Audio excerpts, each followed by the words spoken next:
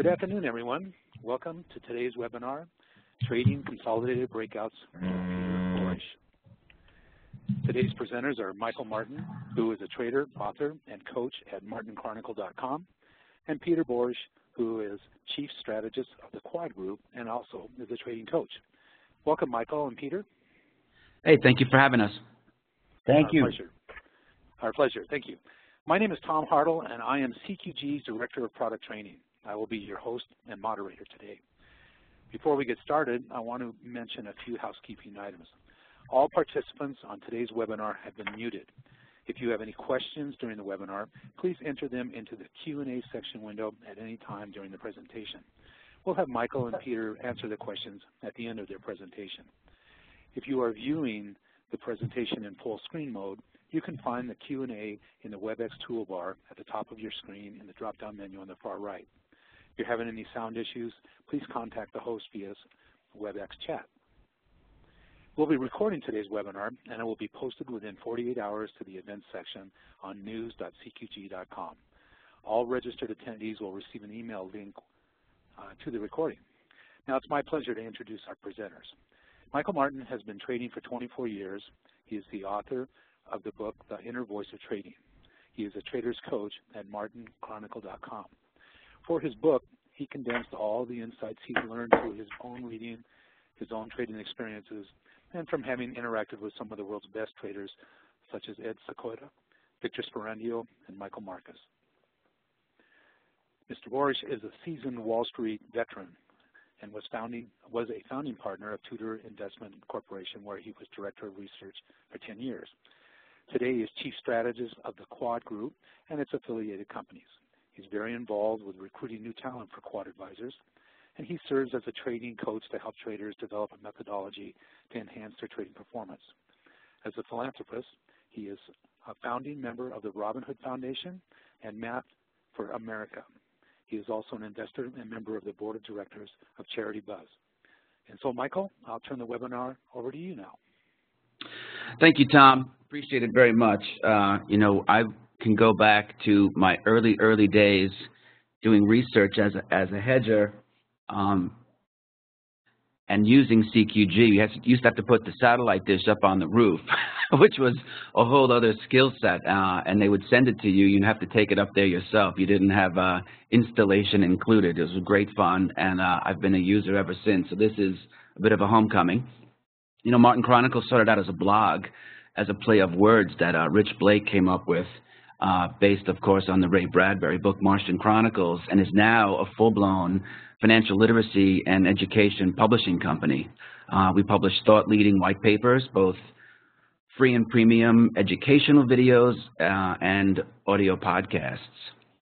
As you can see here, you can look us up on YouTube and Twitter, pretty active. I do use DM a lot because I don't necessarily want to broadcast my innermost thoughts to the world. And we do have a special opportunity for a few of you who are CQG subscribers later in the presentation. So stick around or connect with us here, and I'll be in touch with you. You know, it's said the victorious warrior first wins and then seeks battle. And of course, that's from The Art of War. I think we as humans can make trading very, very hard on ourselves. And frankly, I think it's all in the preparation. I mean, any of my success has been in and around the preparation. Someone really, really bright once said that trading takes place between 5 and 10 o'clock at night. Inferring such, today, Martin Chronicle faculty member Peter Borish is going to help you with that preparation, whether you're a new trader or someone who has, 30 years of experience. You can always sharpen your saw. Peter, take it away. Michael, thank you very much. I appreciate the opportunity here. And one of the things that you have to be when you trade markets is you got to be completely and utterly passionate about them, which I am. I like learning. I like participating in the markets. And we here at Quad, we're always looking for trading talent. And so all those things come together. And like Michael, I've been a CQG user since their first iteration. I don't know if that makes us good traders. It just means that we've been around a particularly long time. But one of the things that I've taken away, and we're going to try to go through in some charts today, is that when you trade, you've got to trade. Rule number one is you trade your own personality. And my personality is these three little things, right? I don't want to agonize over a trade. I've got a process. Michael says I like to sometimes do it over the weekend when the market's closed. I go through and I'm always scanning charts. I'm thinking of charts. It's terrible. I'm looking at them even, you know, when I'm lying in bed at night. If my eyes are closed, I go back. I want to see a particular setup. I go through them. If I don't, I move on. That's the beauty. There's many, many markets. If you just trade futures in the U.S., you can think about 15 or 20 really liquid markets. Obviously, you get to equities. There's a lot more, and if you expand that internationally, you know, it's hundreds. Sometimes there are too many. So you let the markets tell you what's happening. To me, you can spend all this time working, and then guess what? The market is right and you're wrong, and that's where risk management comes into play. And we're going to start by some of these easiest charts. So when I look at them, and I'm going to go, excuse me, we're going to start with one here. We're going to go futures, equities, and back and forth.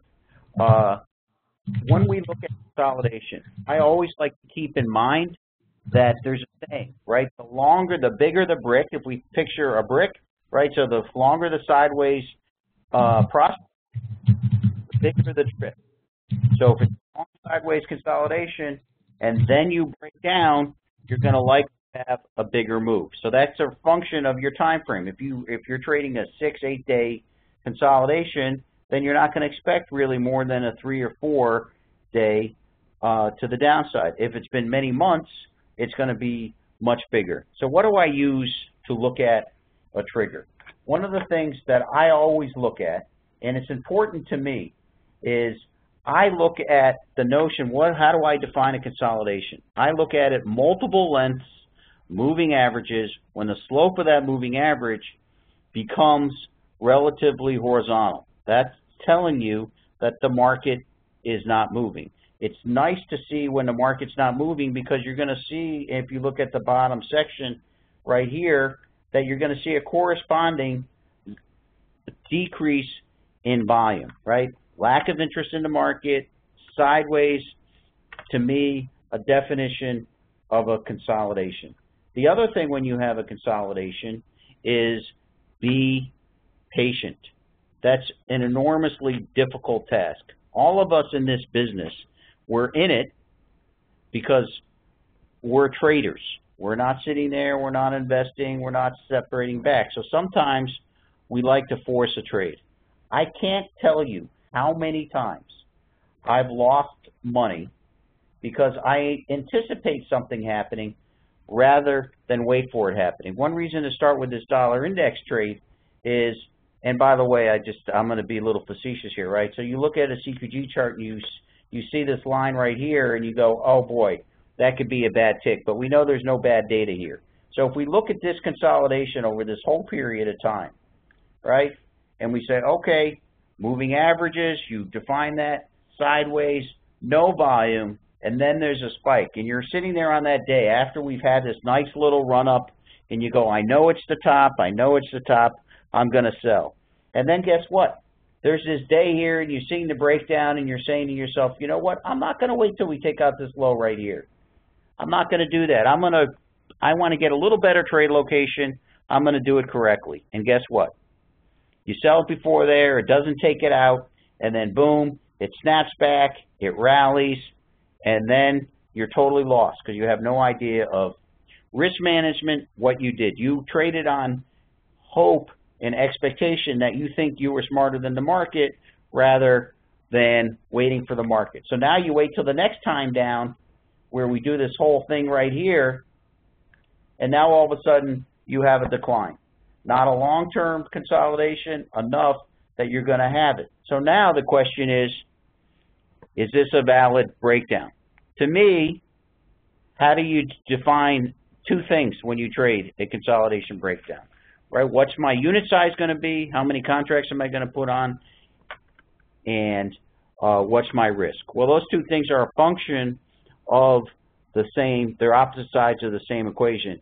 as I like to say. If you're going to risk that high, and so here you're saying, wow, I'm risking 5 points in the dollar index, which is not particularly a lot, but it's a lot per contract, then I'm going to trade small. But once I make that decision, I need to put the trade on, and I need to let it work, and I need to let it go. I put the stop in, because looking at that screen every day is not going to help you. If you think that that's too much in terms of risk, and you want to shorten your time frame, then you're going to look at a secondary top. Now, to me, this is a nice little setup, because the one thing I like to say on trading is when you've had a big move up, and the dollar index had a very big move up, as you know, you went from prior to 90 and even here into the 80s up to a little over par, is that you buy the first dip, right? So that was here, and then you sell the second. So you had a nice secondary high, you've had a consolidation. This is a kind of a nice little setup for a trade, given the fact that we just said there's some 1/3 to 2/3 time frame relative to the consolidation to the breakdown.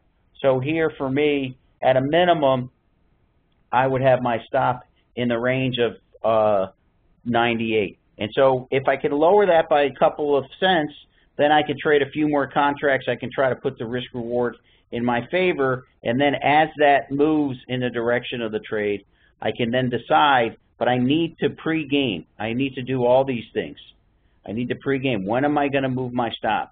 The worst thing that people can do is the market moves in your favor, you're up a little bit, and then you tighten your stop, and you say, well, I'm going to move it to break even because I don't want to lose money on this trade. But if you make your move, the market doesn't care. Right? If you move your stop to some arbitrary level, you'll probably arbitrarily get stopped out. The market makes a high or low for a reason.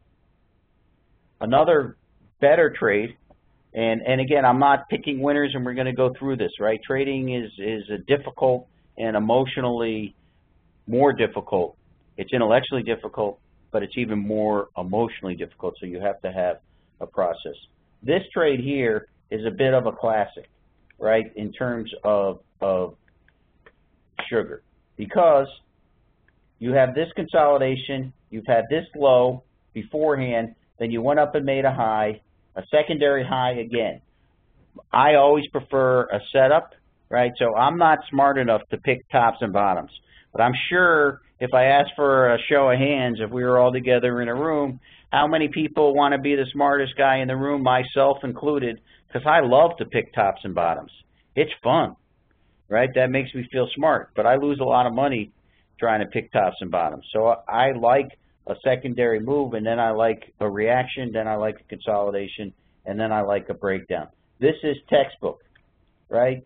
We come here, we have the slopes that are zero, we cross, we go negative.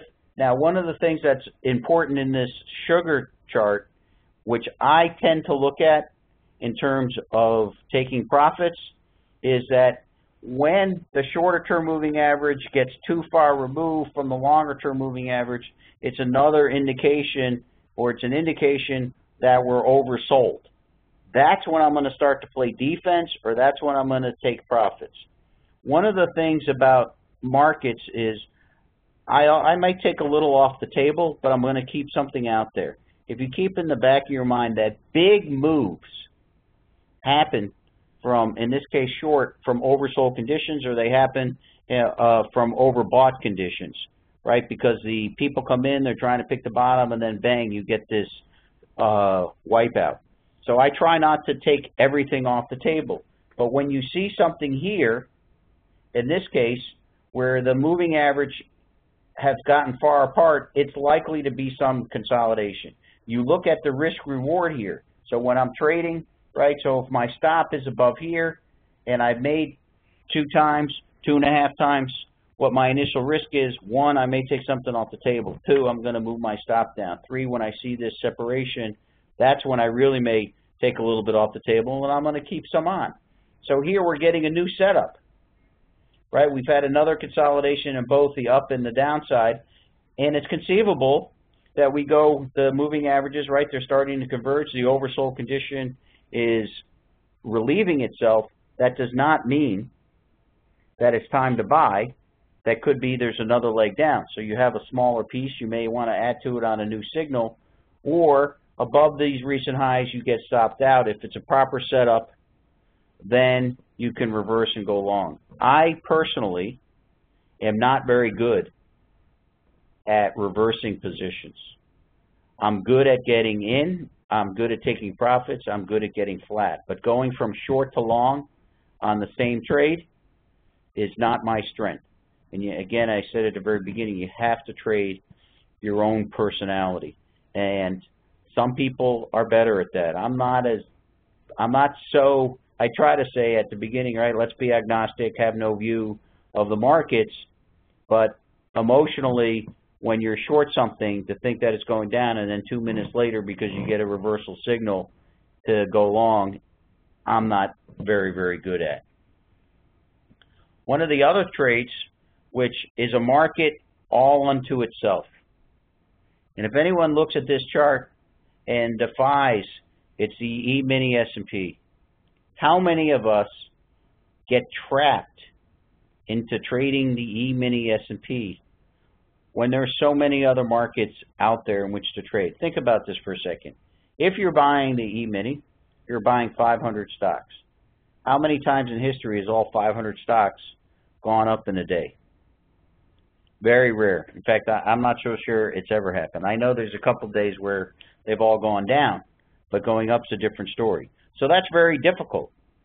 You can trade a narrower base indice if you're interested, or you can say to yourself, you know what, this is not the best market to do from a consolidation, breakdown, technical analysis. If you think that that's a setup, there's probably going to be, if you scan more individual equities, that's going to be the case. Now, if you're only trading futures and you're not trading individual equities, then when it comes to the S&P, you must trade it smaller. It's so frustrating. I can't tell you how many times I beat myself up over the head. Why is it frustrating? Well, you look at this. Okay, so you see massive consolidation. You see this whole area here, lack of volume, big consolidation of sort of the moving averages going in there. We see here, right, volume declining, everything sort of set up, but it's not doing anything. So now, when I say you have to trade smaller, because the contract size is the same. If we think about physical futures, right, we talked about sugar, we talked about the dollar index, you can go back over 25 years, right, whether it's soybeans or wheat, they're going to essentially be in a range. There's not an inherent return to them. But in the S&P, it's gone from 700 to 2100, but the contract size is the same. So the dollar move, the percentage move of that contract, right, going from 70 to 700 to 770, 10% is 70 handles. We moved just in the last couple of weeks in the S&P 70 handles, and it's only a couple percent. So you have to trade a lot smaller, difficult to make money, more difficult from a risk-reward perspective.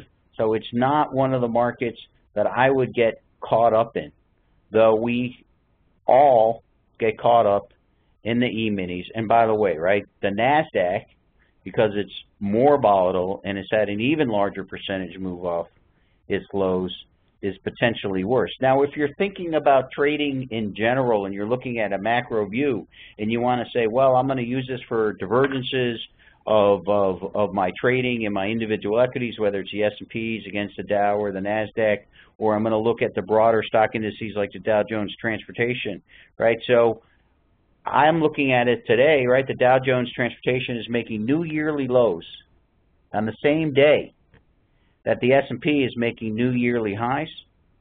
I'm stepping back today after the close. I can promise you this. I'm going to be doing some research on that. And what's the answer? That's going to tell me something from my trading perspective and all the positions that I have on. So if I'm long stocks, does that mean that this is a warning sign and I need to tighten up my stops? And by the way, I'm not arbitrarily going to get out because I try not to do arbitrary things, as I said, to get out. It just is hey, I think there's a warning sign flashing. I'm going to tighten up from my risk management perspective.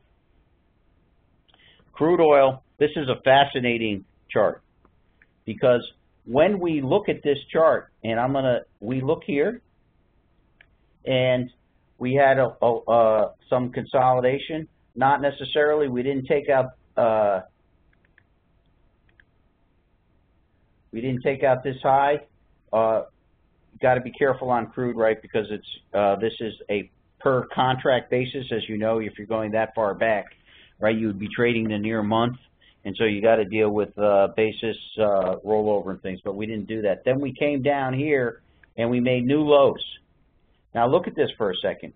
At this low, right, we see in this period here, right, we had a fairly large separation of the moving averages, and then we came back and we had an interesting divergence.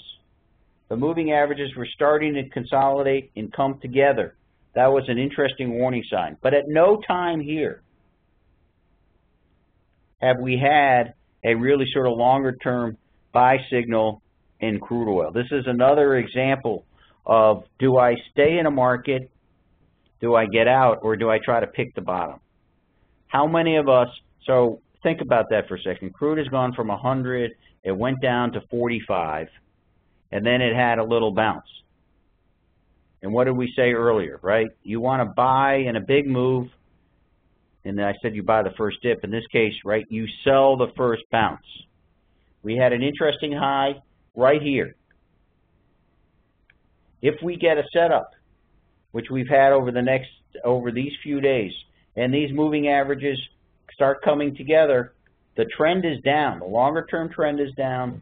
Volume has been declining. The market is consolidating. This is where you're doing your homework ahead of time and saying, I think I want to be in the direction of the trend, which is down, which is, again, uncharacteristic here, because human nature says, hey, this thing has been down a lot. I want to pick the bottom, and I want to get long. That, to me, is a disastrous type of trade. As I tend to say certain things, right? So when the knife is falling, if you put your arms out and you try to catch the knife and you miss it, it can land right in your chest. Not a good thing. If it bounces and hits the ground, that first bounce is the highest. What you do and what markets are telling you is, hey, wait, the second bounce is going to be lower, the third bounce is going to be lower. Wait till that downward momentum declines, and then if there's a setup and it's valid, not based because you think it's been a low or you think it's made a move, but if there's been a bounce and a setup, then you can go and get long. We have not seen that here, and that can be frustrating. So that's a market that maybe moves without you. The beauty of markets, the beauty of discipline is you move on to the next one. And yes, you can beat yourself up and say, I shoulda, coulda, woulda, I know that this is what's going to happen. I knew it. But that's human nature. For every time you say you knew something was going to happen, there's all those other times when it didn't happen and you don't think twice about it. So this chart, and the reason that we put it in here, one is so we move from our futures to an equity chart, but as Herbalife. We know that Herbalife has been in the news. There's been a lot of activity around it. But look at this percentage move in the stock, and look at this long-term consolidation. You know, if you want to call that 2.5 months. So, right, the bigger the brick, the bigger the tip. We had this breakout here. Now, sometimes, if you're a really short-term trader, which is difficult in individual equities, right? So if you had this breakout, and this is sort of a textbook case of right here, and you bought it on this day, it doesn't mean that you're going to get instantaneous gratification. We traders, we have that personality. We want instantaneous gratification. But even at a minimum, when you look in here, we didn't close, and one of the stops that I use is a true range stop. We gapped up here, we got into the gap, and then we took off.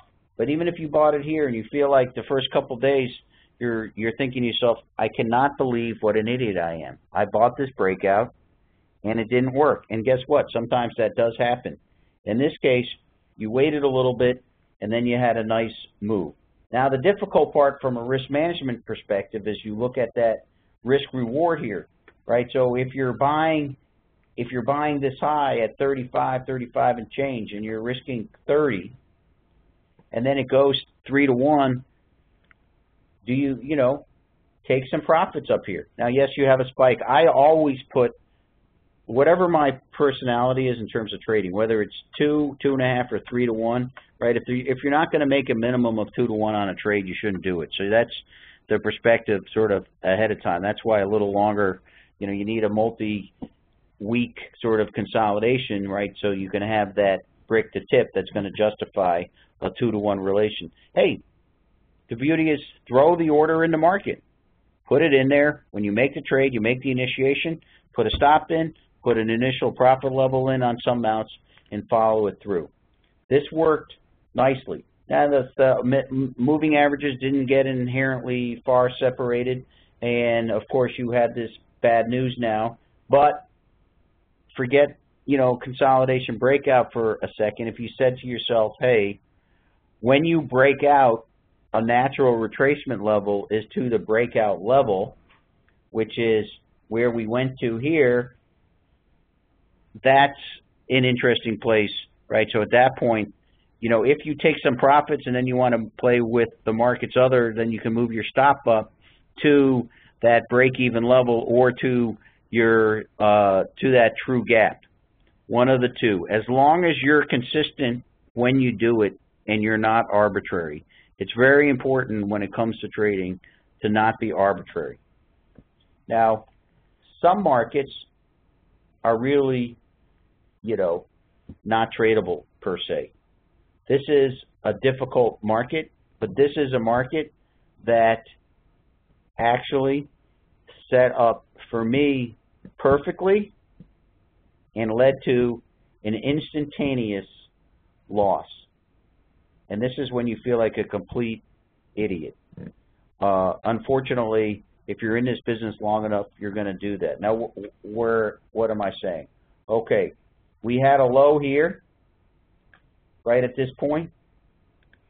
We had, remember, this is a big stock with a lot of volatility. I walked forward, right? We had this nice consolidation within a range. We have the moving averages. This is just a textbook, right? Volume declining, moving averages going sideways for a long time. And then right here, we break down. And that's why right on this level, if I can, I'll highlight that again. We get a signal to sell. So you're there, you have a consolidation, it's been nice, you put your stop in the market, you have a signal to sell, and you don't even see for a minute, not even a minute, profitability. Unfortunately, that's what happens in this business. I'm much easier talking about it when I actually haven't done it for a while, right? So this is far enough removed that I can say to myself, I'm never going to buy a Tesla because it took all my money out of the market. Very frustrating. Perfect setup. Guess what? That's what trading is all about. Trading isn't whether or not, and this is a difficult thing to grasp, you made money on a particular trade. Trading is about if you have the same setup, in the same conditions, would you make the same trade? If the answer to that is yes, then it's a good trade, though you lost money, because we're dealing with a probability business. That's what's hard to get over. It was a good trade, and you say, Pete, you're an idiot. What are you talking about? How can that be a good trade? You lost money. No, because it's my process. It's what I do. The market is constantly trying to make you lose your discipline. So when you get to that next trade, and in buying Nike, and you're saying to yourself, and we see that set up here, right, across that period, the consolidation, we buy the breakout, the moving averages, all the same thing. You go, you know what? Boy, the last time I did that in Tesla, I lost a bunch of money. I'm not going to take that trade. Or, in this case, which is, again, you say to yourself, oh boy, it's just like Tesla. I'm buying the market right here. It's a breakout. It's not really going anywhere for a few days. I'm going to get out of the position. I don't have the patience to wait for it. I'm going to get stopped out. I'm just going to do it. I'm going to look elsewhere. That's what happens because you remember that last trade. But the market has no memory of you, and it has no memory of the fact that you traded Tesla when now you're trading Nike. You have to look at your process. You have to look at it and say, okay, that was yesterday's news. I'm a baseball fan, and I like to say, if you get up to bat thinking that you struck out at your last at-bat, you've already lost. You have to learn, study the pitchers, but you cannot be thinking about your last trade when you move forward to your next trade. You've got to shake that out of your mind as long as you have a regular, disciplined process. For me, the reason I love consolidation breakouts is because most people look at it in the other direction. They say, well, it's in the trading range. It's at the lower end of the trading range. What I'll do is I'm just going to trade this trading range. And then, of course, the risk-reward is completely upside down when it breaks out of that trading range, which is why the longer the trading range, the bigger the move. Nike's very, very good there. Now, ExxonMobil is another interesting one. So this here, many people, when we look at this whole period of this, excuse me, let me put this on there. When we look at this whole consolidation period, and crude had been going down at the beginning of the year, before we broke down, people are saying, well, maybe ExxonMobil is outperforming. I should buy it. We can rationalize fundamentally how we want markets to go all the time. I gave a speech, and I'm like, okay, first 20 minutes, I go Dow 20,000. I gave back the PowerPoint. I take it all back in. I go, I'm sorry, you know what? My assistant made a mistake. This is really the new PowerPoint. There was a mistake in that last one, and it was Dow 5,000. To talk in broad strokes, fundamentally, is very easy. To have a disciplined approach to trade and make money is much more difficult.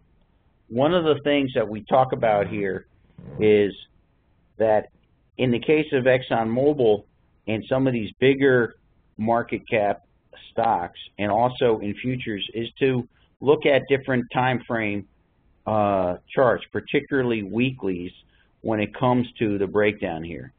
ExxonMobil, if we were live, if we had a weekly chart and you look at that, and I suggest you do, you'll see that this looks like a big breakdown and this looks like a bounce up, but it's not. And by the way, we haven't made, so this is the difficult decision, and that's why I have this chart here. We broke down, we see that setup. Now I'm back to break even or a little bit underwater on this trade. I never got to my good 2-to-1 risk reward, certainly not to 2.5. If I'm in this position, this is where trading is really a method of discipline, and discipline can lead to frustration because after the fact you say, I knew it, I should have got out, oil was bouncing. This chart to me says we've had a consolidation, a long term. We look at the weekly, it's set up. I haven't been stopped out. I should continue to be on the short side here. I put the position on. I need to let the market do its work after I put that position on. Very, very hard to do, which is also why if you're trading, you should be trading a few markets, not one and not too many, right? If you trade too many markets, you're never going to be happy because there's always something that's going to be, at least that's not for me, it's difficult. So you need to find your sweet spot of the number of positions you can have so that you can have a portfolio effect. There will be that day when you have a portfolio when all hell breaks loose and you have a particularly bad day of trading. That's the market, in my mind, at its worst, but it's really at its best of trying to make you lose your discipline. So you get stopped out of a number of positions on the same day. You say, I'm not going to trade anymore. That's what it wants. You have to be willing to do that. So here, you're in this position. You should still be in the position. It's set up nicely, but it feels particularly frustrating. You know, when I started at Tudor, and to this day, Paul Jones has behind his desk, right, losers average losers. That's another thing, right, so you don't want to average down. But we always like to say the hard trade is the right trade. So buying a market, or in this case in particular, right, selling after you think that crude has already made a move is irrelevant. You're not trading the crude oil market. You had that opportunity to trade that crude oil market. You saw it was short, and then you had a nice little divergence at the bottom, but you had to indicate a short-term low. But again, most things there have given an indication from a perspective that you should still be shorted. You made a risk reward from your consolidation breakdown. Here you have not. You need to continue to be in it. Yahoo right now is a frustrating stock as well, because this is sort of a textbook.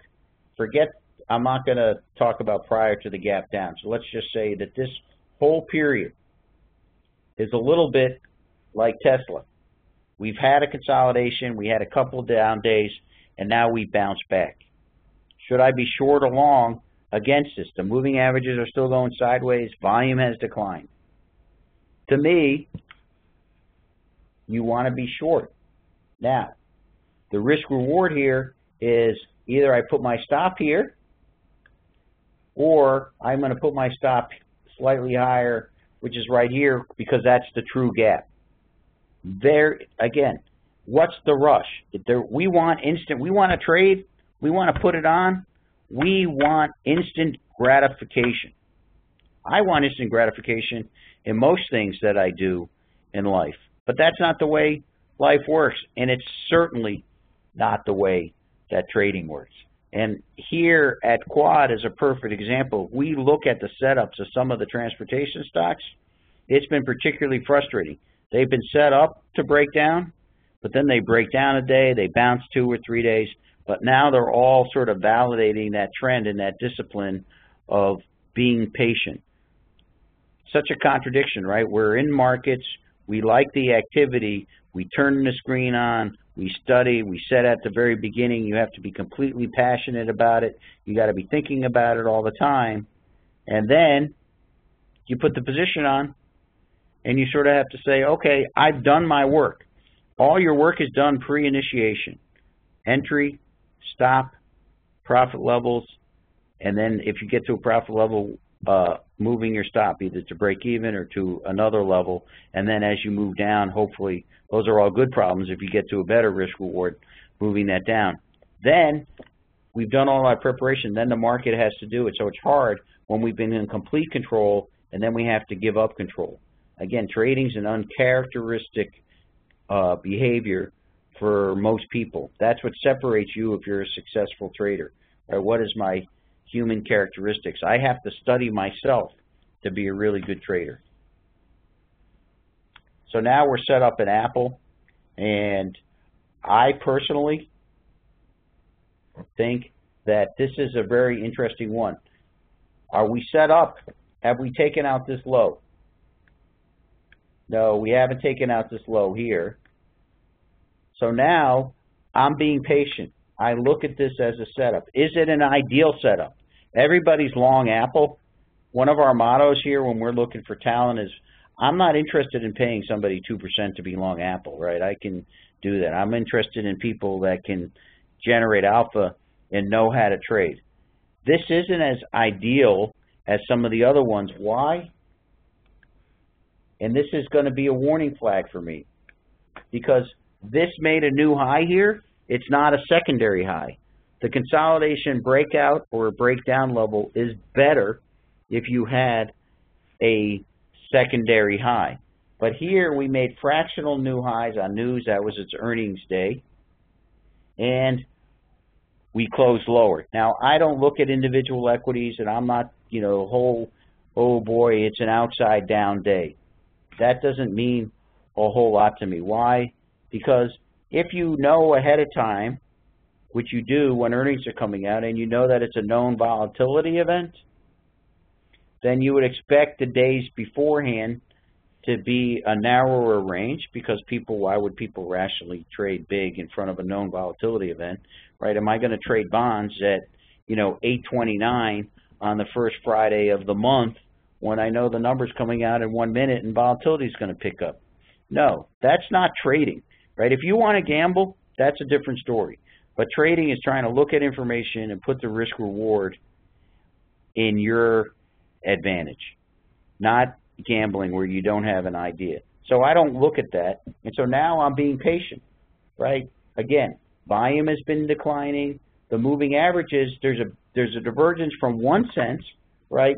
This area here where you had a large separation. So if you had bought that prior consolidation breakout and you flip that upside down to the chart that we were talking about earlier, for example, in crude, where the moving averages got far apart from each other, which gave an indication, in that case, of oversold, but here of overbought, then that might be a point at which to say, okay, I might want to take some profits. Or, again, you have a secondary low, and if you're still long it, that's where your stop should be. Again, then you would reverse.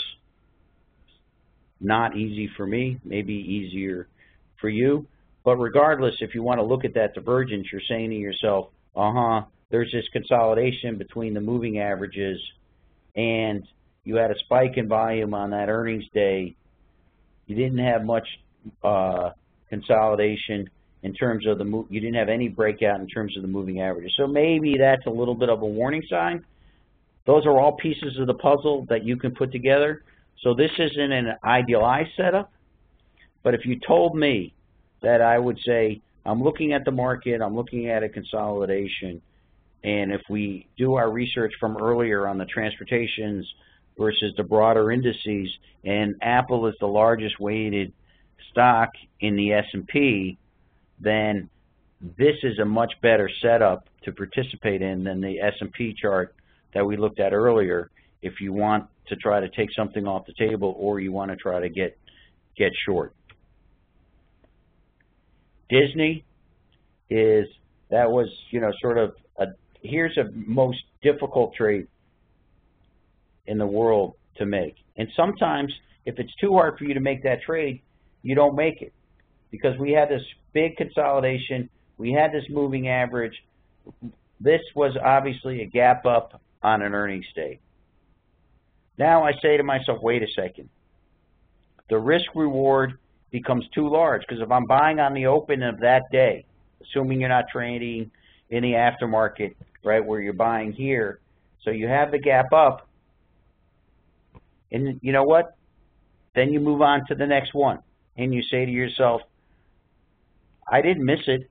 I had the setup, but that's what happens when there's a case of a known volatility event. We just said you don't trade in front of it, and it got away from me, because if we're risking X, now you're likely having to risk 1/2 to 1/4 of that from a risk-reward perspective, and that might not be worth it.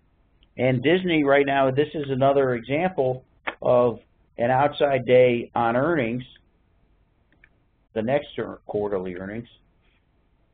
Do I want to trade this? Everybody wants to pick the high.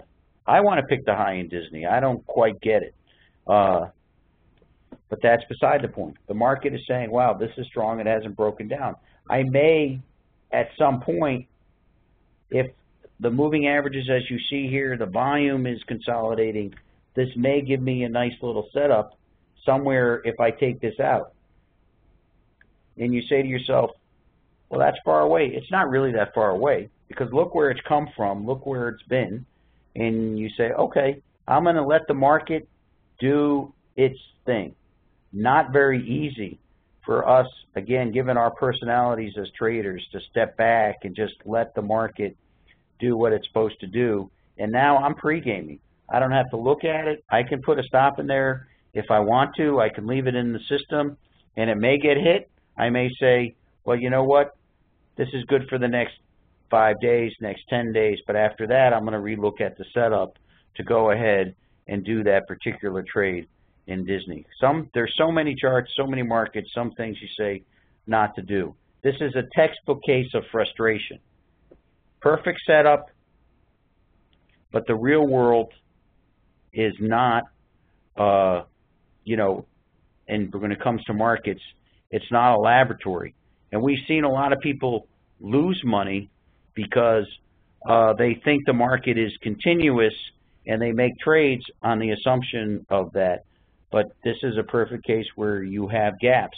And you're going to have gaps when you're in a position and it goes through your stop, which again is why I recommend most people trade smaller, be around, fight for another day. Because when you do your analysis, you're looking at charts.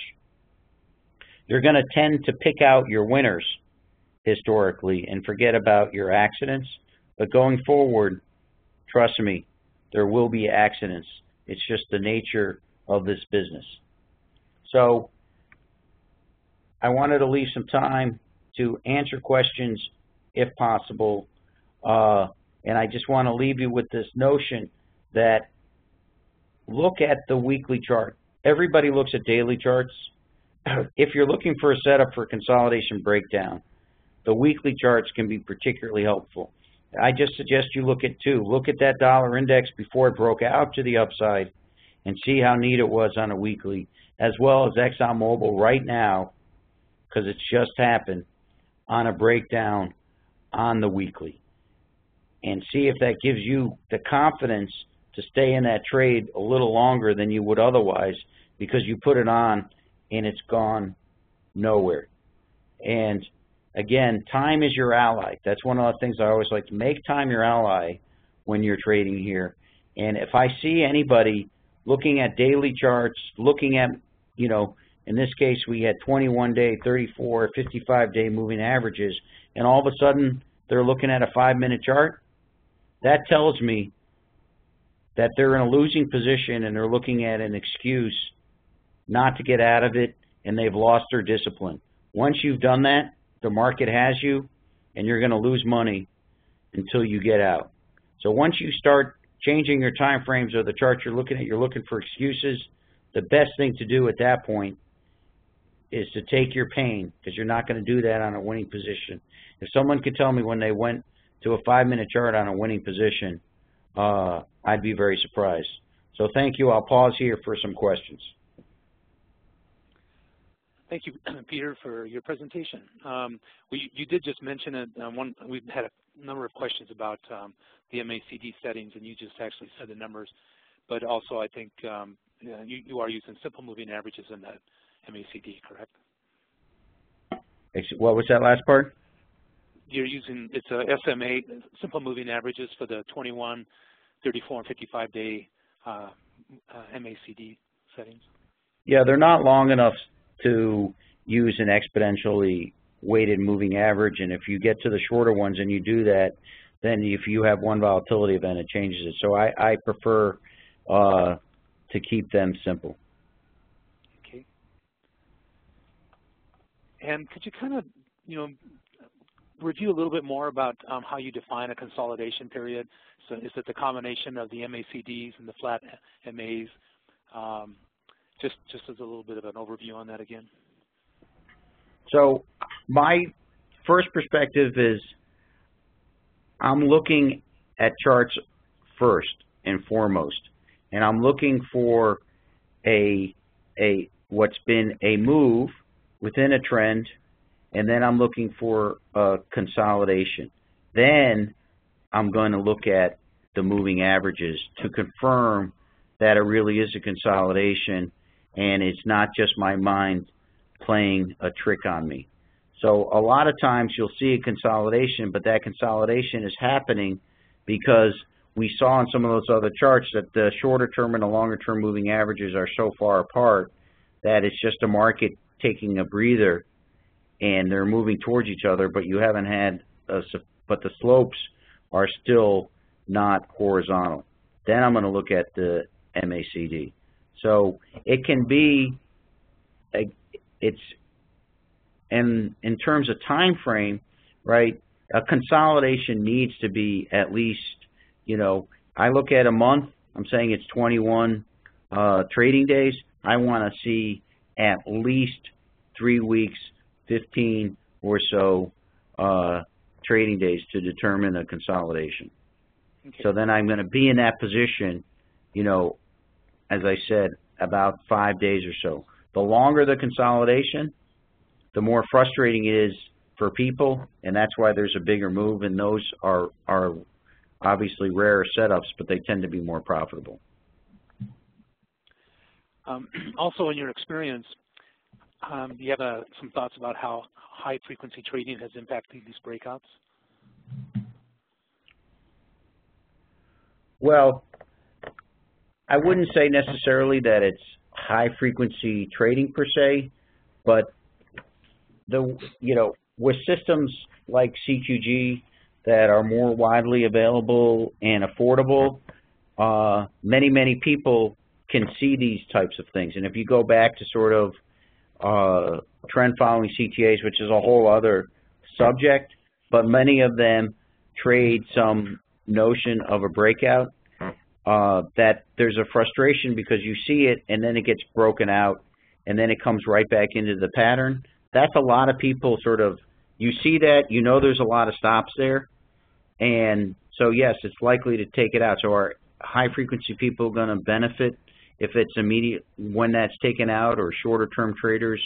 Yes, that's where you have to have that discipline and say, okay, it's sort of broken out, it's come back down, but it hasn't violated that particular pattern yet. It's where you have to be believe in your approach and be disciplined. You still have to have a stop, like in Tesla, because you can be completely wrong. But in some of the other cases, yeah, it popped back down, which is what you'd expect. You run full speed, it breaks through that level, takes a breather. That's where the weak hands get out. That's where you, with your discipline and approach, get to stay in the marketplace and hopefully profit.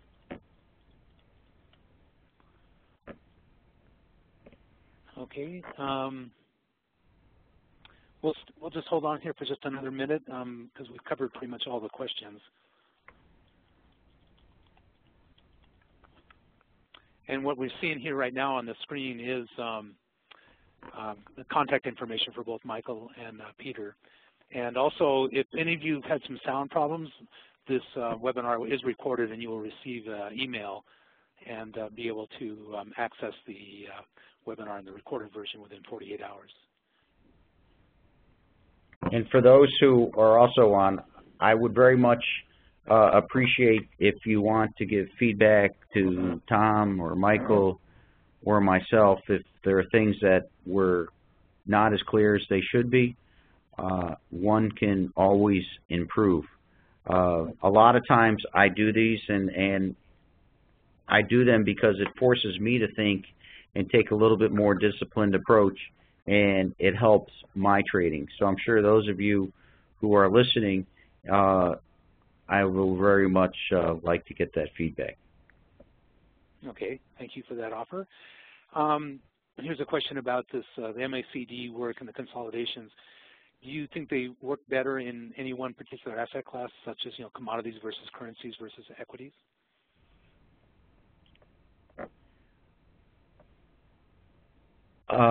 No, I think that unfortunately markets go through cycles, and so they appear to work in some areas better than others.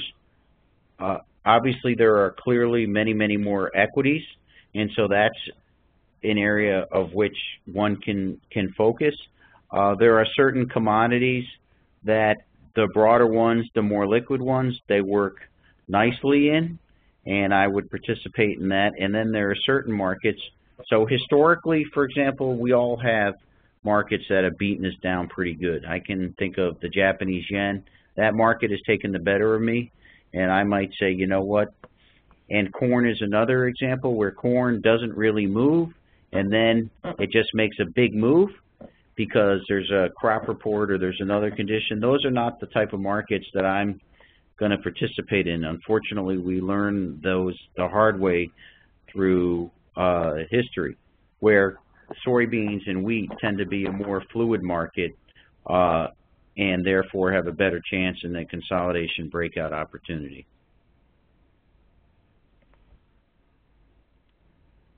Okay, another question is about, you know, you pointed out how the volume declining during the consolidation. What about what would you like to see regarding volume on the breakout, and as the trend continues, what do you expect? What would you like to see the volume do? Well, ideally, volume would go up on the breakout, but it doesn't have to because it's consolidation. The reason that it may work and may not go up is that people don't believe it, and you often don't see that spike in volume until near the end, where people have finally given up of the course of that and have a blow-off. That happens a lot more in futures markets than in equity markets. It's more likely for consolidation in an equity market that volume is going to increase. And we also have to be careful because in equities, volume tends to go up more on the upside than the downside. So if you're short in equity and it's continuing to go down and volume isn't increasing, that's not an inherently bad sign. In fact, as I said, the volume might be really spiking up on that blow-off, you know, down day, and that's an indication maybe where you're looking at where those moving averages have gotten far apart. In futures, it's a little bit different. You'd like to see volume go up and at least maintain somewhat of a higher level. Okay, thank you.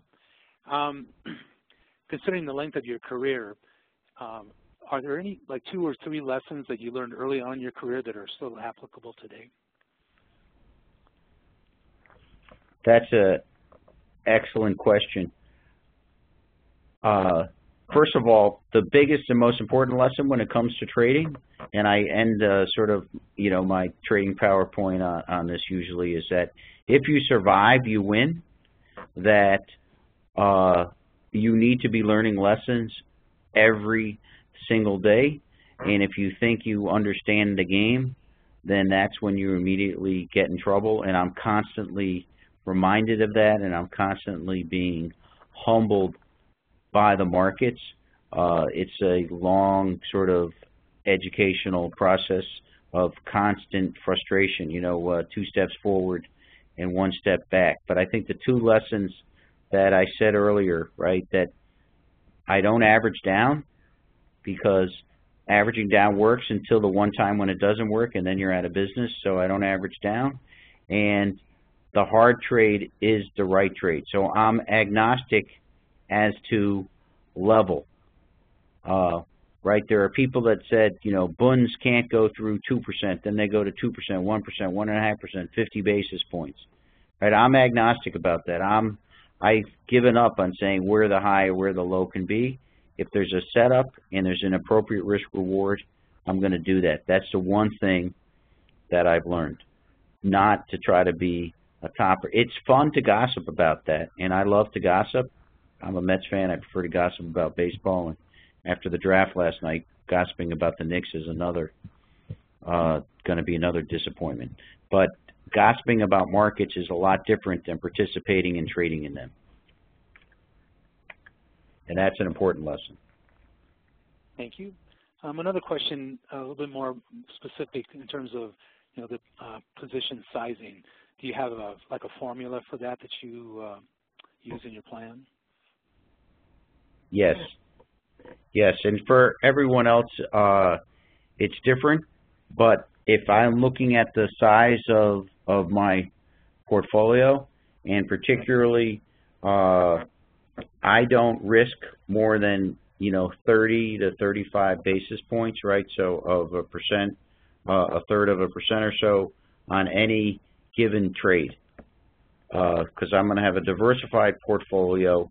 I know I'm going to be wrong, and so I want to be there to fight another day. But that's when I'm looking at that, it's because of that's where I get in relative to my initial stop, and that's on the dollar basis of that position, not on the initial margin, which is a different story when it comes to futures. Okay, thank you. Well, we've reached the end of our time. I really appreciate your presentation, Peter. And I'd like to bring Michael back to talk a little bit more for closing. Thanks, Tom, and great job, Peter. Again, we want to thank everybody for listening if you're still here. Peter has mentioned a few times during the presentation, I mentioned earlier on in the intro, we talked about sharpening the saw, and that speaks to our Trader Mastermind coaching and mentoring program.